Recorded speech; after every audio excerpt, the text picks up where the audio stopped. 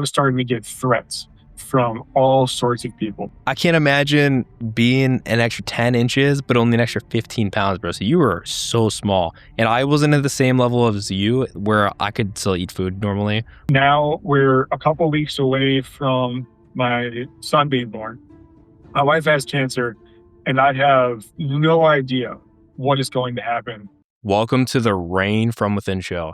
Very special guest, Bryce Sanders is up, and everybody has a story, guys. For some people, that story is defined by lessons where life hits again and again without letting up.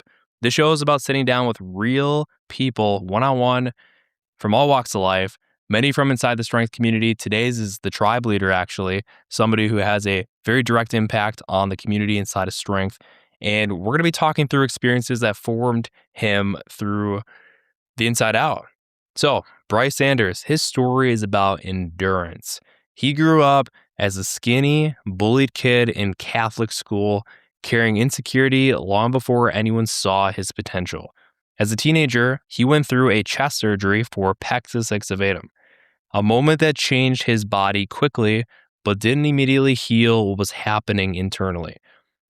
For reference, that's the exact same surgery that I had. It's really cool having people on the team and on these calls that I can resonate with, especially going through the same surgery.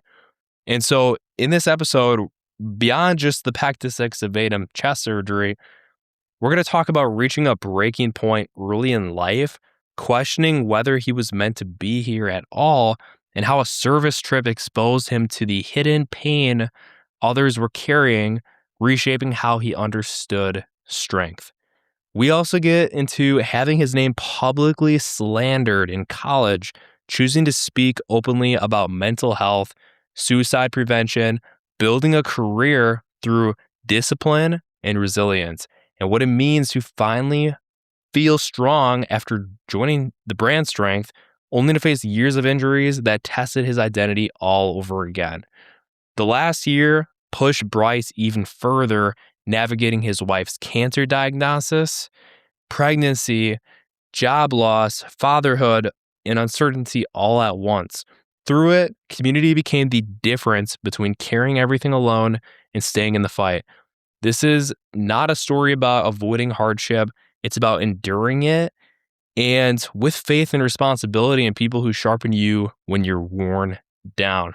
So if you're enjoying these combos, make sure you like, subscribe, share this with somebody who needs to hear it, and drop a comment below of your biggest takeaway of Bryce's story. Super powerful one, somebody that I've known for over 7 years now. He's been supporting strength since the very beginning, so I think you'll enjoy the show. Bryce Sanders, so excited to have you on, my man. My guy and I were in sync. He was telling me we should launch a podcast, and then we did it. So we had to have him on as one of the first guests. Bryce, I've known for almost like 7 years now, since the brand first started. And we've got a lot in common, but I learned so much more about your story in the past week, especially, that I didn't even know, bro. I think that's something really admirable about you is you hold in a lot of, you have a lot of strength. You're very strong, bro. You can deadlift a lot. How much can you deadlift? My highest is 540. Dude, that's good. And yeah, I'd be slacking on the deadlifts. I'm not gonna lie, bro. Last time we worked out, Iron Physique, I didn't even touch it. I was down bad though. I was really upset because I lost my Instagram that day. But I appreciate you, bro. So I've known you over the years. You've seen strength since the very beginning. I want to get to know Bryce Sanders today. I think a lot of the strength athletes listening today will appreciate this because you're the tribe leader. You're the guy hosting all of our Thursday night calls. So athletes watching this, anybody, thank you for being here. Make sure you like and subscribe. Let's dive in. So Bryce, growing up, you were the skinny, bullied kid in a Catholic school. So long before anyone saw the man that you've become today, how did those early years shape the way that you saw yourself? Yeah, it's, I had a great childhood with my family, and my mom's side is massive. So my cousins and all that. But when it came to school life, it was always, I never really had that spot where I fit in. I had a couple friends here and there, Um, but I never had a group, you know. Um, Always friends with kind of everybody. But at the same time, you know, that kind of leaves you on the outside when people are gonna have, birthday parties, or they're gonna have hangouts after a football game, something like that. Not so you're gonna invite the kid who's friends with the group that they don't like, you know. And Right. so led me kind of to uh be on the outside. Plus I was a naive, young, wanted to be friends with everybody, but at the same time, like, you know, I I guess I would say I almost had like anger issues. Didn't Mm. have an outlet back then. And so it led me to being bullied from third grade to junior year.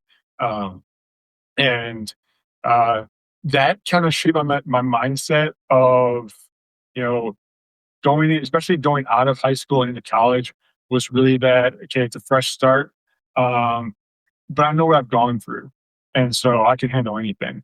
Mm. But I didn't always think like that. Actually, I always was the overthinker, the why me, the why this, the, asking that question that will never be answered. And so Mm. that my younger years was a lot of asking why. Yeah. And as I said in the intro, um, you had Peg 6 of Vatum. You had the same chest condition as me growing up, and I totally resonate with you with, wanting to be friends with everybody and not really having that full group, and kind of just being in many unfortunate ways like kind of taken advantage of. But then you got the chest surgery, and obviously we both know that was a very painful experience.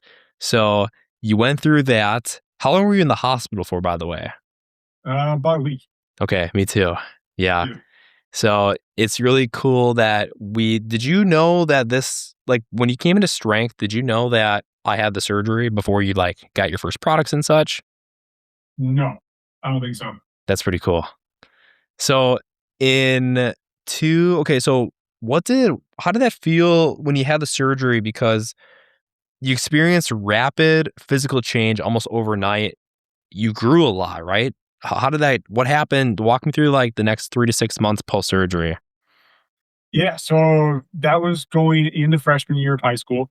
Um, I, had been undersized. Like, I broke 100 pounds in eighth grade football. I needed a new belt during football. And the coach was like, "This is unheard of. Everybody loses weight during football. Here I am gaining weight."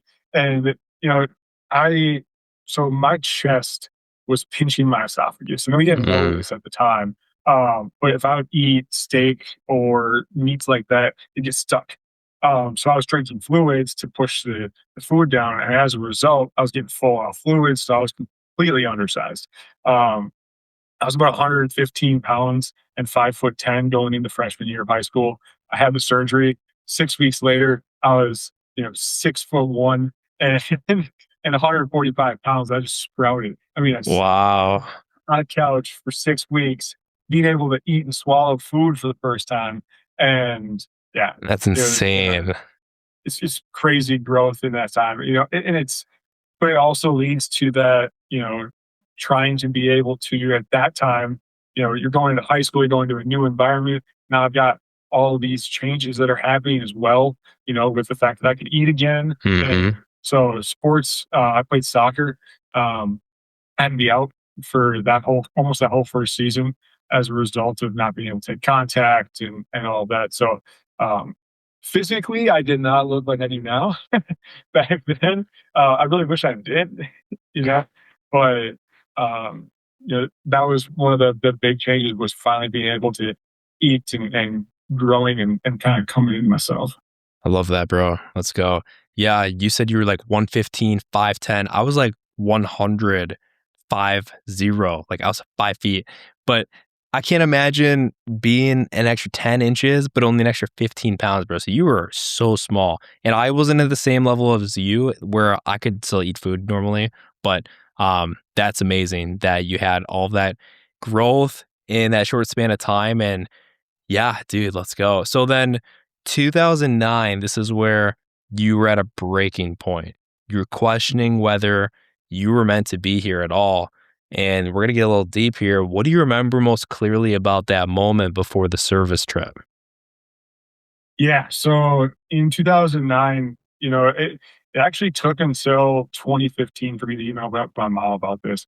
I kinda held it in, but, you know, going through that surgery, going through being bullied before, still being bullied after, just, like, not really finding a place and not knowing what I was here for, kind of really asking that why of, why am I going through so much pain and what am I even going to see as a result of it? Um, you know, and so that summer after freshman year of high school, um, I was supposed to be packing for a service trip, and I was sitting there and just in my head and just thinking like, what am I even doing this for? And I had a knife beside me, and I was ready to end it. I was ready to commit suicide. And it was uh, in that moment, all of a sudden, my mom knocked on the door and she said, "Hey, are you done packing yet?"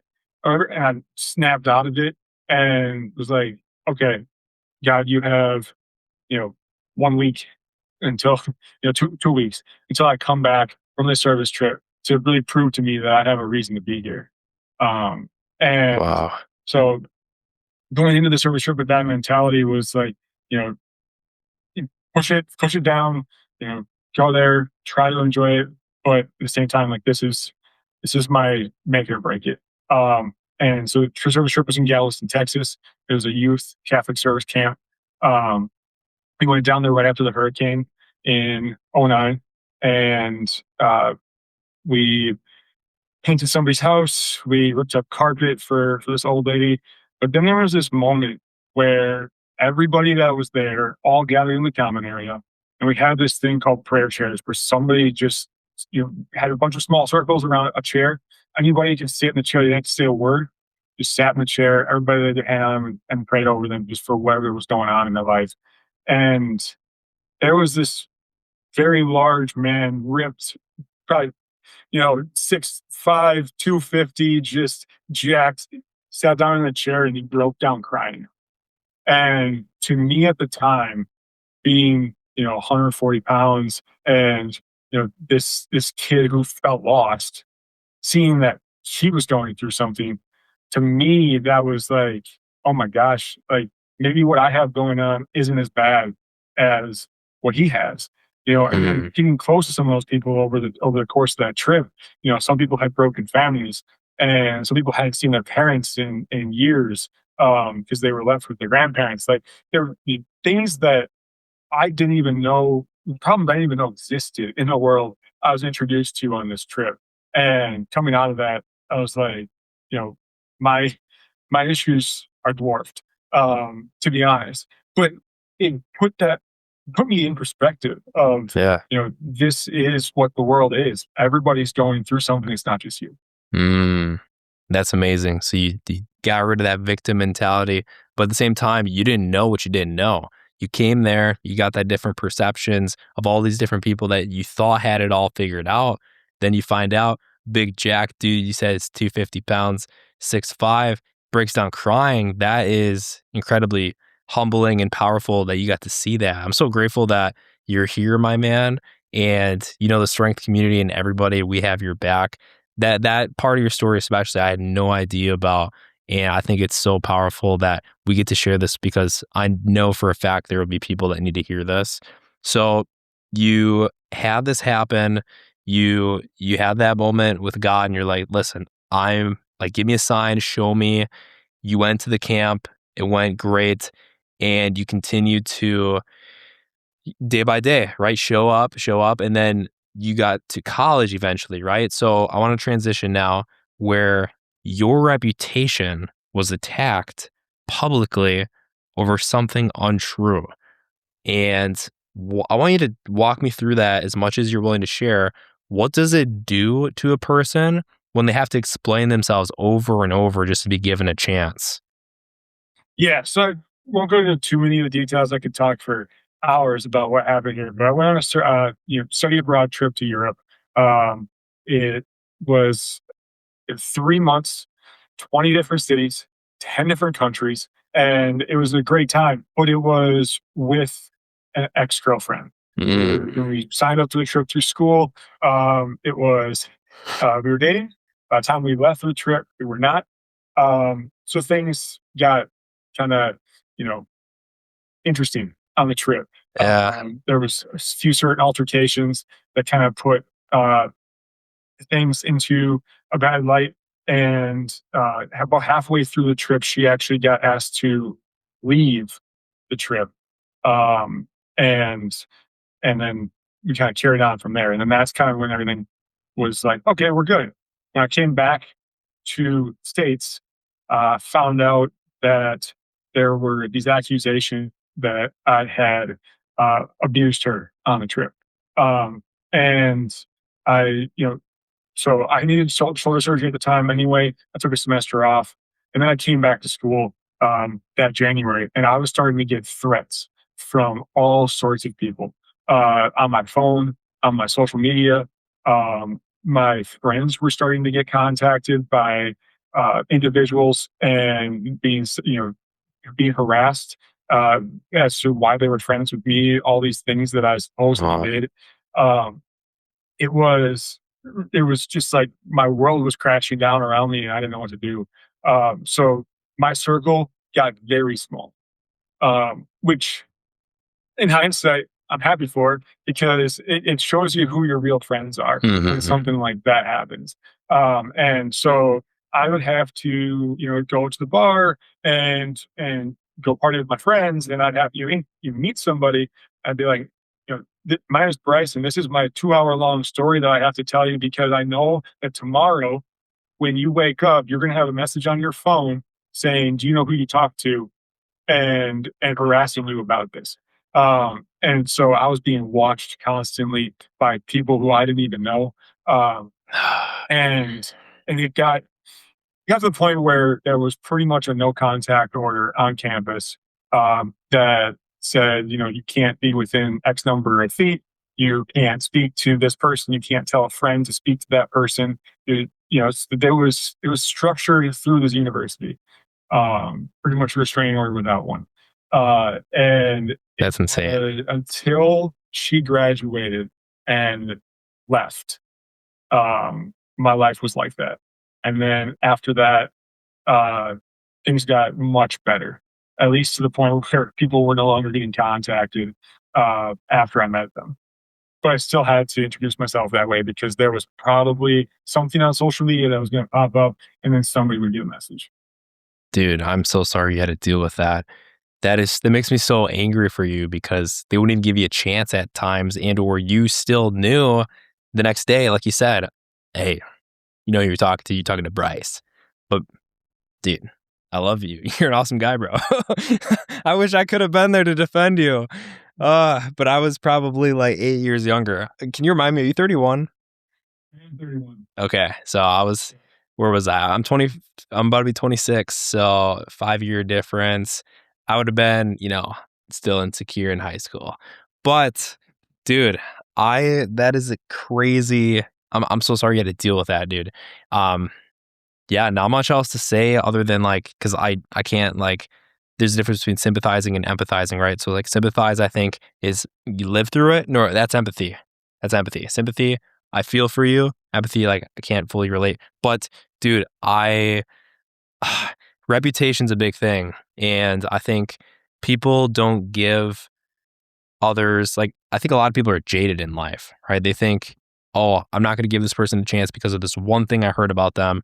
And they don't give you a chance and it's really unfortunate. I remember when I was having my dark, well not my it seems dark in the past like when I was doing bad things like reluctantly in that party scene and just not setting the best example for myself, I would get people I was like 50-50 in the city. If you heard about Shane, you heard either really good things or really bad things because people like to make stuff up. And I definitely resonate with that in some regard because it's unfortunate. It's like people they judge you before they get to know you. And I'm very glad though for you that you were able to prune out the wrong relationships and friendships that the people that didn't back you. Like that's very unfortunate. The real ones, they stick with you, they know you, and here you are. tribe leader and killing it with okay, we're gonna get more into like where you're at now in a sec. But so you in college you spoke publicly about your story at the suicide prevention event, right? Or was that after college? Yep. So that was in college. That was actually in 2015. There is a YouTube video out there somewhere, bad quality. It was 2015. All of my speech, which goes into more detail about kind of what happened on the trip and my story of my younger years. And it's you know having that platform to be able to speak to about 200 to 300 people who were all you know either there to support anybody who there to support anybody who was in that mental state of kind of lost in college, or people who were lost in college. And so being able to speak to both and just being like, there's a way to be resilient through all of this, and that when your life feels like it's over, you're being pushed to end up on the other side. Hmm. And that's when life gets darkest is when it's prepping you for what's to come. To think where I am now and to look back at where I was then, and I was speaking to a college campus of people like that with where I was then, I could almost feel like I wasn't qualified. As now if I was asked to do the same thing, I would probably even still feel not qualified, but I have so much more experience. I got a lot of more years of experience of going Yeah. through things that have shaped me to be who I am now. And looking back and thinking about the fact that I was able to hopefully touch somebody then, and with how many people we touch now on a weekly basis, I mean, it blows my mind how far that's come and how Yeah. it's actually kind of stayed along the same path. It's kind of makes it amazing. You deserve a podium, brother. You have a unique story and you're so good at resonating with people. And that's something with, for people that are watching this that don't know, like when I say Bryce is a tribe leader, he's the guy that listens to people's stories of their wins and wars on Thursdays when we do that every single week. And we've heard some insane stories. We've heard people talk about divorce, losing people, miscarriages, and everything in between. And we've also heard amazing successes, got a new job, new relationship, getting married, had a kid. So there's pros and there's a lot of, trials and tribulations that we go through. And like I love that you said that the darkest seasons, like they forge us into who we're supposed to be. And so, you know, let's rein this back in for a sec. So after college, you built a serious career. You moved from manufacturing, management, and engineering. Where did that discipline and resilience come from? Do you feel like you've always been a pretty disciplined kid or person? Yeah. So honestly, my discipline was instilled into me by my parents from a young age. I was in Boy Scouts. I had to do X number of things to move up and rank up, and I ended up getting my Eagle Scout. Now, that is 100% credit, and she sees this, to my mom, because, because Let's she go. pushed me through that and said, there is no way that you're going to put all this time and effort into this and not get it, Mhm. especially with how close I was. And at the time, I was like, "Oh my gosh, why are you pushing me so hard, mom?" But now looking back, like that, I 100% over everything when it comes to getting my Eagle Scout and then becoming the leader that I am. Those those experiences gave me the opportunity to lead group meetings, to talk in front of people, to try things that I've never tried before, and then you get to a work environment, and it is the exact same thing. You're doing something you've never done before. You're leading people. You're leading meetings, and so I started out. I mean, I graduated with a business management degree. Um, Started out in manufacturing as an intern. Learned the process. Never once saw myself in manufacturing. I went to school previously when I started college for veterinary. Oh. I am in business, completely different side of the world. But I started out as an intern. I learned the process. Became a uh, uh, so I started to learn quality. Became a quality manager. Then there was a need in production on second shift. I became a second shift production supervisor. And then during that whole time, I ended up meeting my wife. So before we were, uh, you know, we were talking and she's like, I need you on first shift. I need you back on days. I need to be able to see you again. So moved to days. I got a new job and switched companies, went from manufacturing to tech. So your skills and experiences that you learn, if somebody's watching this and they're like, well, I'm stuck in manufacturing, you can get out of it. You can, Hmm. if you can apply your experiences to anything. So I became an assistant general manager, managed 70 plus people across uh, ended up working with people across 3 different sites to improve processes. Ended up becoming a quality manager there, and then that kind of brings us to the next piece of my story. But I'll save that for a few minutes. Yes, yeah. But being able to advance like that is really a testament to uh, my leadership that was developed through Boy Scouts. Love that. I love that you got to give the credit where it's due to the mom as well. Let's go, bro. Dude, so you by the way, dude, Bryce is quite the quality manager, dude. This guy listened to my podcast, The Audible, and he nailed there's 3 spots where there's incorrect spots where either like there's one spot where I coughed, there's one spot where I might have mentioned the same thing twice, and there might have been another one of those. But you noticed every single one, and I knew it before we published it, and you notice it. So that just tells you that he's got the skills. And the other thing is, I'm not afraid to tell you that it's there. You're not. That's a key piece. There's one thing to notice it, but the key piece of quality is to be the one to stand up and say, "Hey, this isn't right." You know, You're the messenger. Yeah, don't shoot the messenger, right? Like, hey, you want the best for everything that you do. So, speaking of, you joined Strength in 2019, and you mentioned how the first time that you were really feeling like strong and untouchable, even. What did Strength represent to you back then, and like in 2019? oh, looking back on that was the first time I had like actually been asked that question when I was filling that out, and I was just like, "What was I feeling back then?" That was before any of my injuries, I was feeling untouchable. I, was on the road to deadlifting 540 pounds at 196 pound body weight. Before that, I had deadlifted 515 at 181 pound body weight. So I was putting on muscle, I was gaining strength. I started to get sales through my links. I started to get a big following. I was like, oh my Hmm. gosh, I'm moving in the right direction. I've been to 2 Arnold's previous to that, and I was like using that as motivation. And then all of a sudden, I fractured my wrist and tore a ligament in my wrist right after. Then a year later, I partially tore both Achilles. A couple of years after that, I developed thoracic outlet in my neck that I've been battling ever since. It has been 5 years of going from untouchable to every single thing that possibly can touch me. Mm. And so I think that it's not so much what strength meant to me in 2019.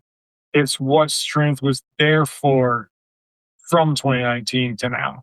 Ooh. Because that whole story of resilience, the story of you can get through anything, the community that's there, that's what I pretty much 100% owe all of that to the community, to being able to lean on something through all those injuries to finally get back to where I'm like kind of feeling strong again for the first time in 6 years, Yeah.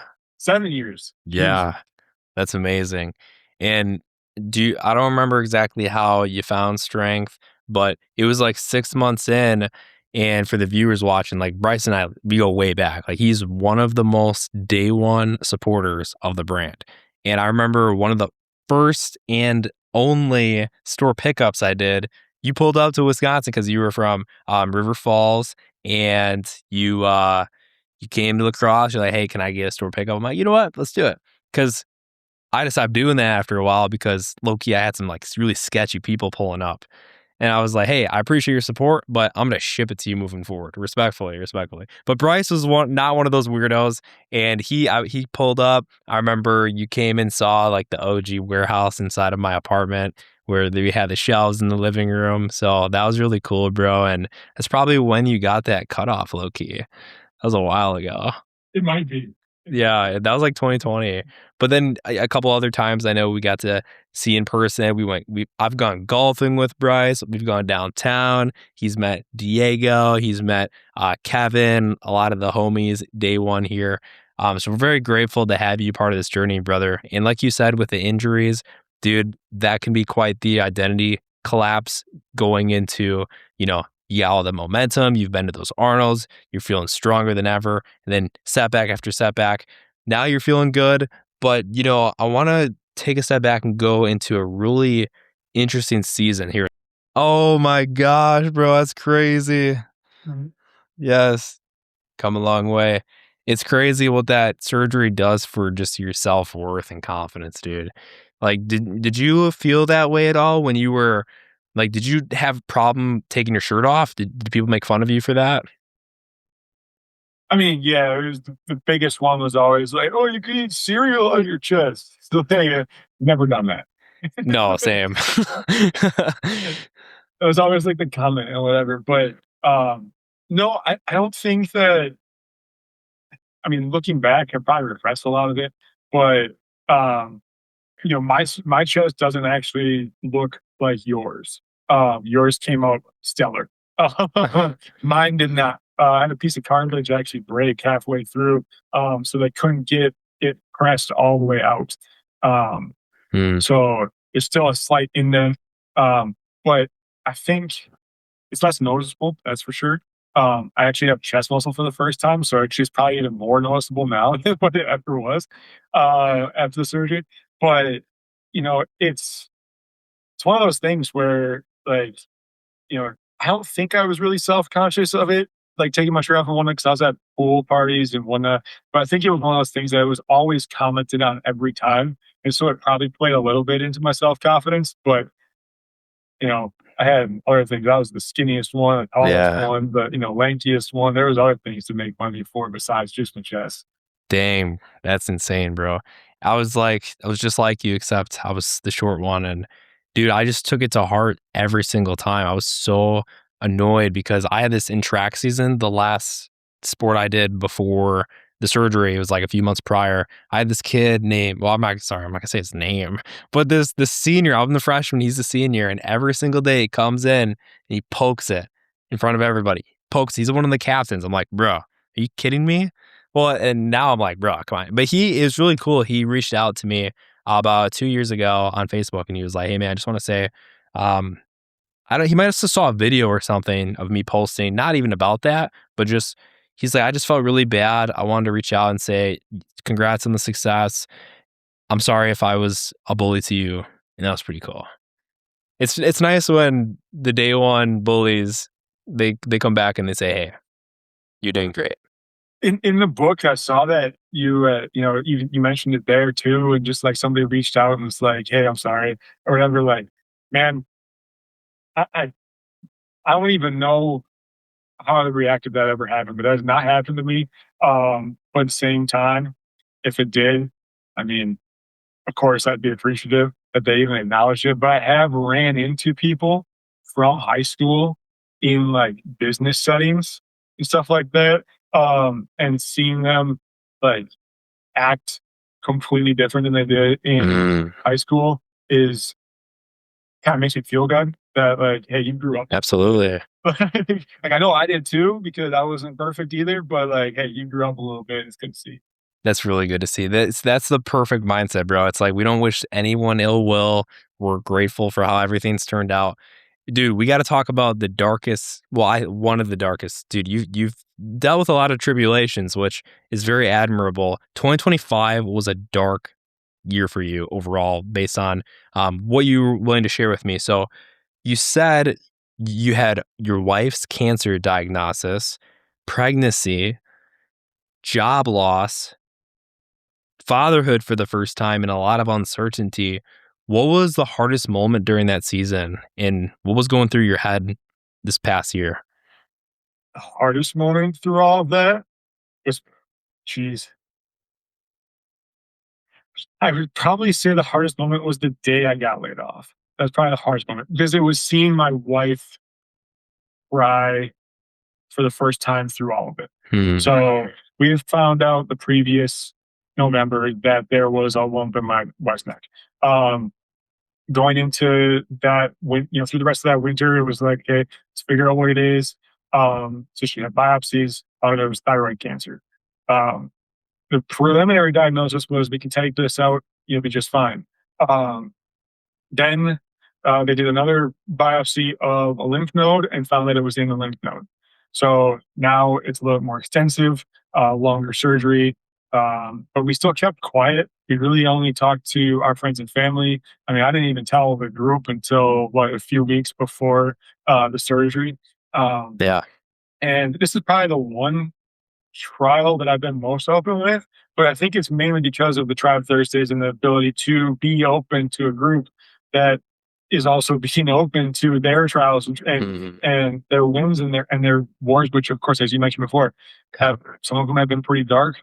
And so that helped quite a bit with keeping the hard days not so hard. Um, but going into that spring, uh, I was working. I felt confident. I was like, okay, we have a plan that I'll take off this time because, as you just said, my wife was pregnant during all this. So they had to wait until my son was born before we could do anything about cancer. So we came back from a vacation. That Monday, I went to work in May and I got laid off. Um, so now we're a couple weeks away from my son being born. My wife has cancer, and I have no idea what is going to happen to my financial future. When we're going into probably the most expensive time that we possibly could. Um, so my son is born 2 weeks later. Month and a half later, my wife had surgery for her thyroid cancer.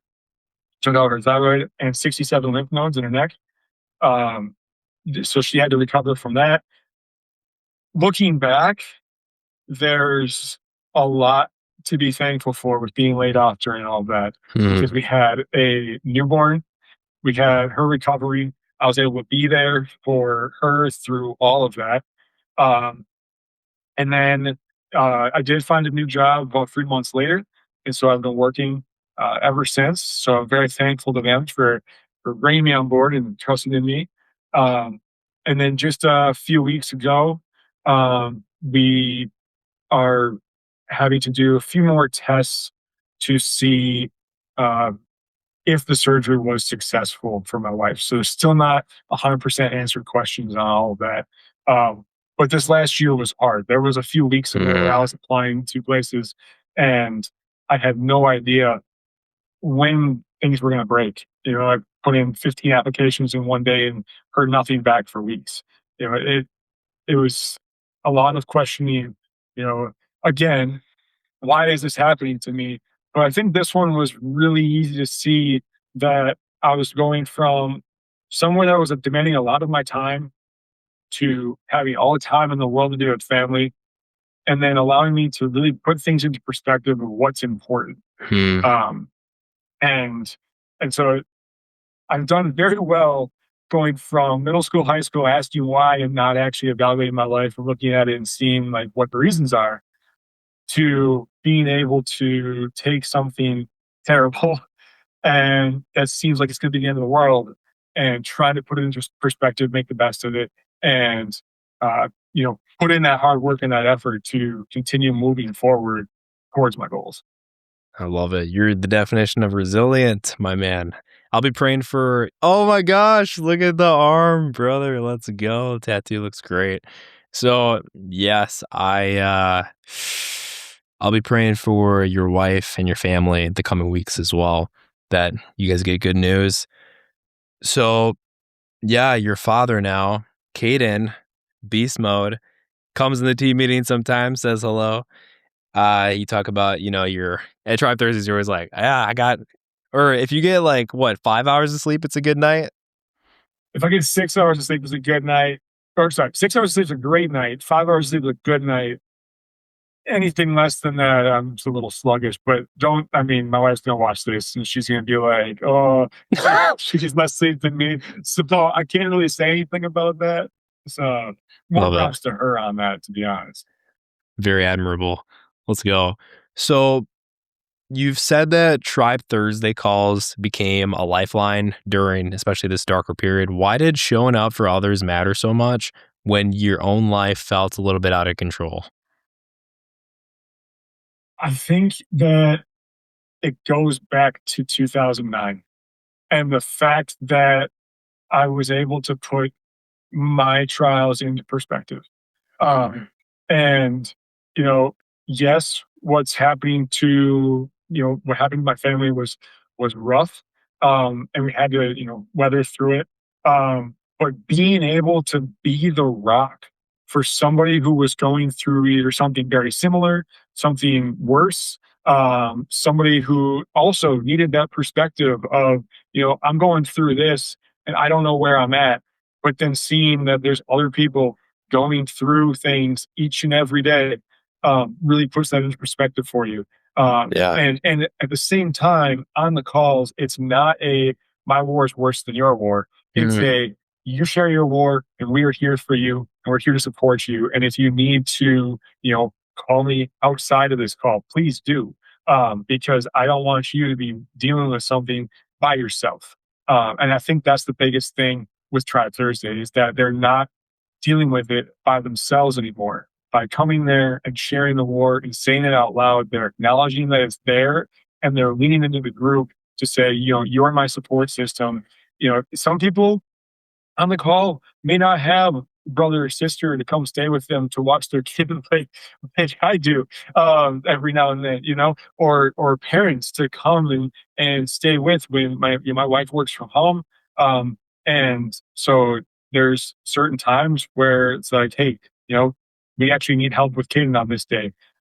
So can you come in and help us? And so, that's not something that everybody else has. So it's something I'm very grateful for, but at the same time, like, people need that support system. And so coming to Tribe Thursday gives them that when they don't have other outlets to go to.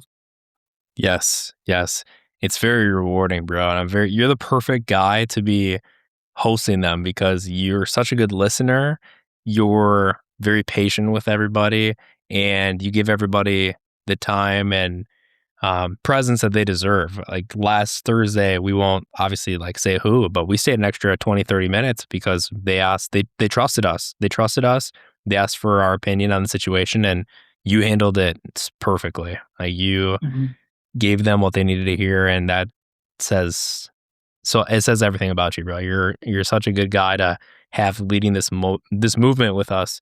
So if you were looking at the man who you were back in like 2009 versus the man you are today, what do you think kept you moving forward through every setback at the end of the day? Oh man, it's a good question because I honestly don't know. Um, you know, I think that mindset of so it didn't come back then. Back then, it was that mindset of like I can handle it. Hmm. But there's a quote that was given to me by a sales guy I shared an office with for 8 years at one of my previous jobs. He said that the only way to be successful in business is to take the emotion out of it, but keep the passion in it. Ooh. And I said, that's impossible. Because we all get emotional, we all have gut jerk reactions at whatever, and it comes out, it spills out. But to as I grew and as I developed as a leader, it really became prevalent that you can take the emotion out of it, but keep the passion in it. And I think that that is one thing I would attribute to all of my success in business and being able to succeed anywhere, especially with the Tribe Thursday calls, is like to have a passion for something doesn't mean that you have to be emotionally you know attached or devastated or whatever. There's two different things, and I think the easiest way to say it is that when you see a political post, you get an Hmm. instant emotional reaction. So you have to take a step back and think about, okay, what are the actual facts? What do I know? How do I actually feel? And then that brings you back into your passion. Oh, this is the way that I feel. These are my true beliefs. And so this is my opinion on this. So you have to take that initial reaction out of it. So if something goes wrong at work, you cannot blow up and yell at somebody because that's an emotional reaction. You have to Mhm. take a step back and be like, all right, we want things to work smoothly here. So how do I handle this in the best way that we can all come to a common ground and move forward so that our processes improve and this doesn't happen again? And so pretty much all in all, that moment when I heard that quote from that sales guy, uh, really became, I guess, my mantra for life is to, you want to be emotional in the good stages, Mhm. like as well as the bad. You can't not feel grief. You don't Yeah. want to become emotionless. Mhm. You still have to feel and be present in the moment. But when it comes to making a decision, you have to take the emotion out of it and keep it passionate. Gosh, I've never heard that quote in my life, and I'm gonna remember that, bro. That's beautiful. Take the emotion out of it, keep the passion in it. Dude, some of the all the hardest decisions in life, they start with that emotion for sure. And then, yeah, you have to look at the pros and cons and what makes the most sense for everybody involved. So that's very mature, and I love that, man. That's phenomenal. And like you said, you didn't know that at first, and then you heard that, and you've carried it, dude. So if somebody listening right now, let's say they feel very overwhelmed by life, stacking, hit after hit. What do you think, or what do you want them to know about, endurance and community and staying in the fight? Like, what would you tell them if they were going through a similar situation? Or you're talking to younger Bryce, what do you want to tell them? Find that core group you can lean on because that's really what it's about. And not just lean on them and be superficial, but like get deep. Mm, Talk to your significant other. If you're having an issue with something, talk to them. Be like, mhm, "Hey, I'm struggling with this right now. I don't really know what to do." But ask them at the start of that. Say, "Hey, I just want to vent." If you want to vent to them, or say, "Hey, I need advice." So that way they know where you lie. It's actually something I just heard recently from a coworker. Was like when they talk to each other, him and his spouse. They say, "Hey, I just need to vent right now." Perfect. I'll listen. Or, hey, I need advice on this. Perfect. Like, lay it on me. Let's see what we got. Like, I just heard that recently, and I was like, that's actually key because now the person knows what is expected of them. yeah. And so that's what you need to do. You need to find your core group, whether it's your significant other, whether it's your family, Mm, whether it's your four best friends, who I'm seeing my four best friends tonight. So, like, you know, whether you have to be honest with them, you have to be open with them, and you let them know what you need from them. mm, That's the biggest thing. And if you don't have that core group and you need somebody, reach out to me. That's like yes. 100%. Send me a DM. Send me a message somewhere. Say, hey, I don't know what to do right now because of this, and let's talk it out and let's see if we can't get you on the right path. Love it. Yes. Guys, if you want to be the next success story like Bryce, be a part of the community that he's talking about, you can also check out strength.com/athlete and or shoot me a DM as well. We have been opening up so many old faces have been coming back recently. People that have known strength as long as Bryce. Well, not very few. Bryce is pretty elite. But yes, it's really good to just know that you have that community that backs you. No matter what, you can go to them. They're gonna be your rock, right? They're gonna listen to you. And I really like what you just said there with let people know ahead of time, hey, I just need a vent. I just need somebody to talk to.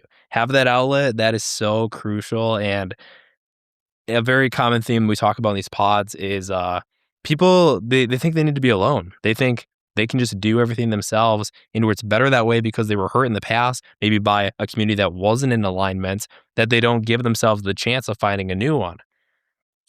Well, that's the stages of life is we're going to constantly be, introduced to new people and then it will go great. Then maybe alignment might fall and you might have to go to a different group. But the amazing thing with what I'm very thankful that we're building, Bryce, is our group, we're always about self improvement and mind, body, spirit. We're all going up together. We all are at different walks of life. So it's just it's an honor to have been able to get to know you and continue to grow with you. And I don't know what the future holds, bro. We're going to the Arnold. I don't know when this episode's going to go live, but we're going to go to the Arnold. If y'all want to run into the boys in Ohio, March, whatever, 5th or 6th. It's on the calendar. And the tickets are there. Still gotta get the hotel, but we got the flight. So worst case scenario, we sleep outside. I'm just kidding, bro. Don't worry, I'm gonna take care of it. But where can they find you on socials? Yeah, so my Instagram is sam.swole, SWOL, and I just made a TikTok. So I'm old, I'm late to the game. It's all right. That is just been 100% towards this type of material where it's like, hey, here's my thought for the day. Um, to the strength fam, takeaways from Tribe Thursday, something that people might need to hear. That's what the TikTok's gonna be focused towards. That's also Sam Basswool. So that's that's the those are the socials. Can you explain Swole? What does that mean to you? So I mean my last name's Sanders. So that from it. Yeah, I didn't connect the dots. I was tweaking. Well, it's yes, it's fitness, but everything that we've been doing for the last 6 years, 7 years, has been not only in fitness, but mental growth, spiritual growth, emotional growth, and being able to level up on all aspects of your life. And actually, a piece with that, uh, my wife and I just did a goals retreat back in January Yeah. for the new year. And that is exactly what it's all about, to not only level up yourself, but to level up those around you. Really quick, you got to tell people about that. What did you do for the new year? Yeah, so my wife and I booked a cabin on 5 acres in the middle of the woods in north central Wisconsin. Right after 12 inches of the snow, it was pristine. And we went and we just hung out and reconnected. And we did a goals retreat workbook that I built that had 3 separate days to it. And we went through, okay, what are things that we want or things that we haven't talked about? What are things that we don't want and need to change? Where do we need to be more aligned? And then our goals personally. So, top 5 goals for each of us. And then taking those and then figuring out what are the top 3 goals for us as a couple. And it didn't take too long. The wife said it didn't feel like it was homework. So I feel like I did a pretty good job. And we came out of it more aligned. We actually had certain discussions that we talked about where it was like, yeah, I've never heard you say that before. I've never heard you say you wanted that or that you were okay with that if that ever happened. Like, so it was definitely beneficial to sit down without distractions and talk. And that's, sometimes when we're going through the hardest times, the best thing to do is to sit down with that person you love most and just talk. Beautiful. Yes, beautiful, bro. I totally will do that when I find my wife. We talk about that. Still looking for a breeding partner. It'll happen. Someday. Someday I'll be like Bryce and I'll have a wife and hopefully a few kids.